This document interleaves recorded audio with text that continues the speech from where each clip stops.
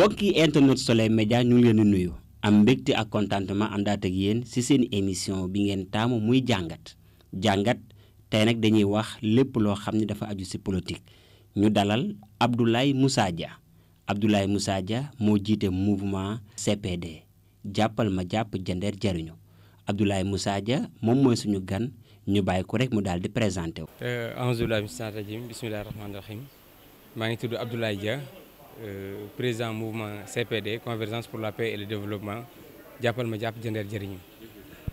sëñ Ablaye bëgg nañu bu baax a baax ci présentation bi ana mouvement jàppal ma jàpp jandeer jariñu fa la toll. Bon, le mouvement CPD se porte très bien parce qu'on est en coalition avec Wallu Sénégal, en l'occurrence M. Alassane Ndoye, pour apporter notre pierre à l'édifice qui est la construction de la commune de Diender. Donc le mouvement est en phase avec la coalition Wallu Sénégal. Donc le mouvement se porte très bien et bat campagne pour le candidat Alassane Ndoye. la moo tax mën nañoo ñëw tuuti ci choix candidat Alassane Ndoye gisoon nañu sëñ Ablaye bu njëkkoon bokkoon na ci ñi nga xam ne te dañu jàppoon day samp ndëndëm ñu ko doon xalaat ak yeneen candidat yu dul Alassane Ndoye ndax mën nañoo xam choix bi tax nga choisir Alassane Ndoye. Bon, avant ñu ñëw ci choix bi c'est vrai que le mouvement CPD a été créé depuis 4 avril 2016. Donc c'est un mouvement qui a vocation d'aller aux élections yi fi mës a jaar yëpp dañ ci participer. Donc notre choix à M. Alassane Ndoye ça ne date pas d'aujourd'hui vu les élections locales, les élections législatives de 2014, on a eu à soutenir M. Alassane Ndoye. Donc le mouvement CPD a eu à travailler dans le passé avec le candidat Alassane Ndoye. Maintenant, concernant les élections locales, nous savons tous que c'est des élections spécifiques, comme son nom l'indique, des élections communales, des élections locales, gox ba ak waa gox ba la. Ñun nag CPD travaillé nañ pour dem élection locale, mettre nañ en place des cellules, créer des dispositifs yoo xam ne dinañu permettre ñu mën dem élection locale. Mais vu la pluralité des candidats, bon, il y a 5 candidats dans la commune, donc ñu xam ni élection du loo xam ni da nga koy taxañee, mieux vaut nga préparer ko bu baax a baax bañ ko yàkkamti. te on est des jeunes déjà présent tey candidats yi bu ñu bëree CPD est l'élément déclencheur. ñi fi doon nelaw amuñu fit, man maa leen may fit ñu samp seen dënd ak jandeer. Parce que en 2016 bi may ñëw di politique il y a beaucoup de choses yoo xam ne mi ngi fi doon am je l'avais dénoncé. Ay changement am ci commune bi ñi nga xam ne ñi ngi fi woon ñemewuñu woon taxawaalu biir jandeer di wax ni jandeer lañ dëkk gëm ni Ablaye un jeune qui est parti de rien du tout bu gëmee boppam ñun mag ñi war nañ mën a gëm suñu bopp dëggal suñu bopp à jandeer. Donc CPD a été le précurseur du réveil des consciences. Donc sur ce plan on a eu à travailler et le résultat est là. ñun nag ñu xalaat suñu biir suñu comité directeur j'ai appelé mes collaborateurs d'ici et d'ailleurs ñi nekk bitim réew ak ñi nekk biir réew ñu xam ni kat élection yi enjeu bi il faut que ñu dem coalition. Donc loolu moo motivé CPD dem coalition. Mais parti investiroon nañu, on était mandataire benn parti bu am doole ci réew mi jox ñu ay moyens ak suñu ay moyens bopp pour ñu dem élection. AFP par exemple, AFP avec le maire Mbaye Dione, je le remercie au passage, investiroon nañ ñu nekk mandataire AFP à Diender pour dem élection locale ci bannière AFP, mais dama ko renoncer. Kon du ñàkk lu la yóbbu mais xam ni ndaw lañ yoon bi mi ngi suñ kanam jëruñu yàkkamti nañu gëm suñu bopp te xam ni fii on est incontournable à Diender. Ku bëgg ku bañ mënoo wax politique te waxoo Ablaye Dia, mënoo wax politique waxoo CPD. Donc loolu rek satisfaction la, réussite la. Donc le mouvement CPD n'est plus un mouvement à démontrer, n'est plus un mouvement à la quête d'un pouvoir. Nous assumons un pouvoir, c'est ça. ndax mën nga ñoo tënkal rek ci gàttal lan nga jàpp ni moom nga wax ak Alassane Ndoye xam naa du yomb sax mais lan yan condition ngeen teg ndax lu développé jandeer la wala boog Ablaye Dia personnellement moom moo ñëw ak intérêt. Bon man je n'ai pas. ndax nag question boobu gars yi dañu koy wax dañuy wax ne Ablaye Dia dafa dem ak intérêt rek parce que dañ koo investir ci liste départementale yi genre affaire yooyu noonu ndax mën nga ci indi ay leeral. Bon du ma nekk di indi ay leeral muy débat interposé et parce que dafa am loo xamante ni sama vis-à-vis sama interlocuteur mooy monsieur le maire Alassane Ndoye man du ma kuy négocier du ma kuy def ay deal du ma kuy combiner je suis pas dans ça moi.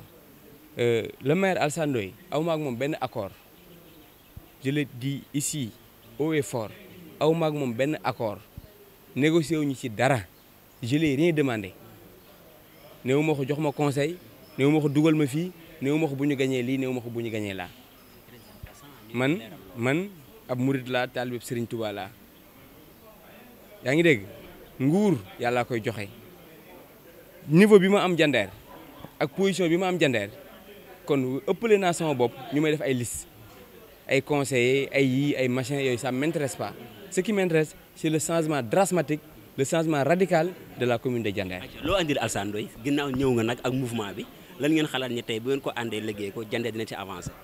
bon li may indil Alassane Ndoye expertise mooy xam-xam laa ko indil parce que Cheikh Anta Diop dafa daan wax naan bu xale mënoon bu xale xamoon mag man Cheikh Anta Diop disait ça mooy que ni xale am na doole am na technicité mais amul xam-xam mag am na xam-xam mais amatul kattan loolu la Cheikh Anta Diop di def ci paradigme boobu man kattan ak expertise laa indil Alassane Ndoye.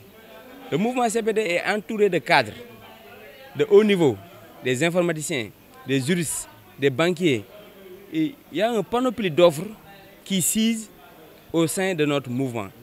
Offre boobu lañ ko jox pour que Diender am beneen xar kanam bu bees pour que Diender ait des lendemains meilleurs comme j'ai l'habitude de le dire. Le changement c'est maintenant. Le changement c'est maintenant.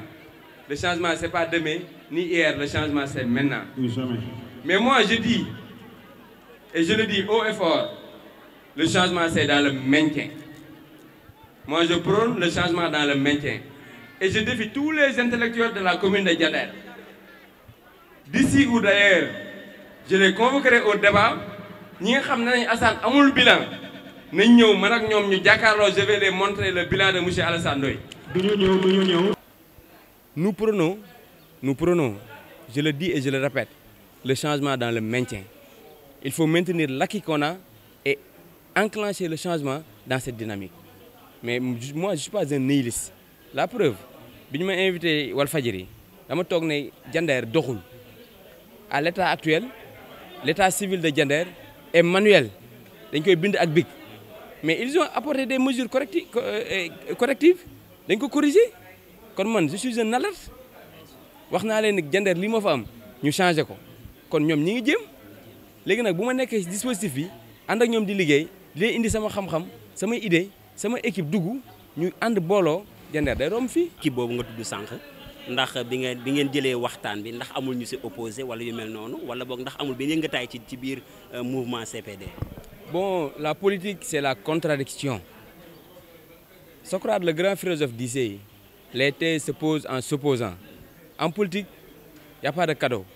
lii laa bëgg lii nga bëgg kii lii la bëgg kii lii la bëgg dañuy waxtaan ba trouver un terrain d'entente mettre en place un trait d'union.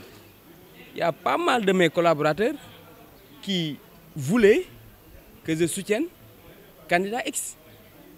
Mais à un moment donné, c'est à moi de prendre les décisions. Parce que je suis le président fondateur du mouvement CPD. Ku mën a doon, tu te rends derrière moi. C'est moi l'incarnation du mouvement CPD. Donc, am na foofu bu ñu fa tolloo la décision finale me revient et je l'assume. C'est la raison pour laquelle j'ai embarqué tout le monde, je dis bien tout le monde, pour que nous tous nous travaillions en connivence avec M. Alassane Ndoye pour qu'au soir du 23 janvier ñu falaat ko maire à la commune de Diender. am na solo ñu dem ci départemental bi ndax dégg nañu ni léegi yéen a ngi ci Alassane Ndoye la ñu investir ci liste wàllu Sénégal ah donc Ablaye Dia naka ngeen gisee mbir moomu te it ndax jàpp ngeen ni mën ngeen dara waa Thiès si département bi.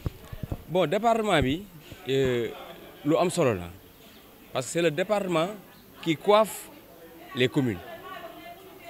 Communes yi les conseillers ñi ne ci communes yi conseil départemental ñoo leen am supériorité ñoo leen di encadrer ci travaux yi. Maintenant bu yàlla dogalee encore une fois doomu Diender ñu investir ko ci sphère bu mel noonu kon je pense que loolu Diender ñoo ko war a approprier ñoo ko war a teel seen bopp. Je m'explique. Le département, c'est 15 communes. 3 à Thiès, 12 rurales. Donc, Alassane révolution bi mu imprimé mooy que ni ñett nit waratuñoo mën a jiite fukk ak ñaari nit. Et la logique voudrait que 3 ne peut pas gouverner 12 personnes. Mënul nekk.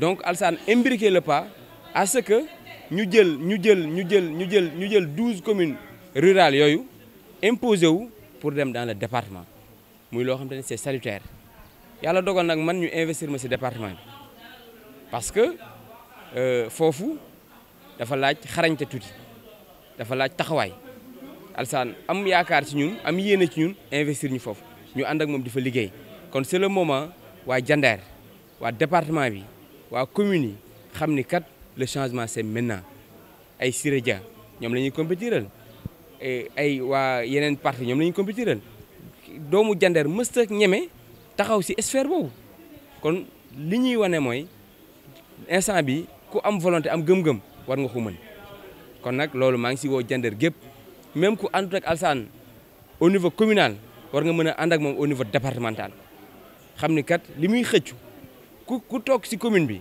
di nga ko soxla moom bu nekkee président conseil départemental te man mii di wax ak yéen président mouvement CPD ci conseil départemental lañu ma investir kon par ricochet j'appelle la commune de Diender mais en première instance képp kuy sama militant CPD nga voté dans la commune mais voté aussi dans le département pour que ñu mën a gagner département bi incha allah. message bi ngay lancé ci commune bi ak candidat yi yëpp. bon message bi may lancé mooy nguur yàlla koy joxe